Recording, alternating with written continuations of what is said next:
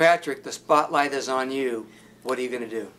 Well, I think the first thing that I want to say is I would totally go for having a new independent investigation for 9/11. And what aspects need to be clarified or uncovered? Well, we just need to get to the bottom of really all of the differences in story, I guess. Why hasn't the Pentagon released the actual video footage that they supposedly have, because the Pentagon is surrounded by cameras and they've only released like a few still shots or a little tiny video segment of something that people can't really identify what actually hit it. I wonder if the Pentagon doesn't want people to know where their cameras are, and maybe that's just the whole point.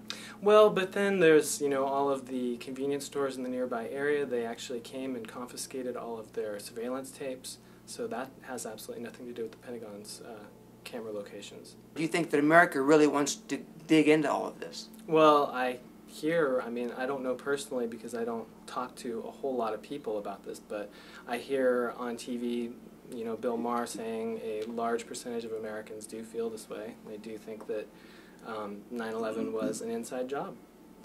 By whom and for what reason? Well, that's why we need to have a new independent investigation to get to the bottom of that. But there's all of the, you know, what about the firefighters who have gone on to, you know, be interviewed and say that they went into these buildings and saw that their elevator shafts were blown up, that there were tiles missing out of the wall, all of this crazy stuff. They said it looked like, you know, bombs had gone off there. And then the whole issue with Building 7. There's just so much stuff that, and I mean, if you look at George Bush not wanting to have an investigation, all of the you know, the fighting that had to go on from those 4 women who wanted to get their questions answered, and in the end, Dick Cheney and George Bush would only go and testify if their testimonies were they were present both in the same room at the same time for their testimony, and they refused to be under oath. Question for you. What do you think, assuming that they did this, was their goal? What were they trying to do behind our backs? Well, I think, you know, the war with Iraq and the war with Iran as well, that hasn't happened yet. I think that's been... So they were trying to frame another country or another dictator? Well, I think they were trying to look for an excuse to have this war on terror, to bring in the Patriot Act and to continue to take our liberties away and pretty much speed up the process of what is happening in the world now, as far as, you know, everything that's happening now with banking. I think it's all connected.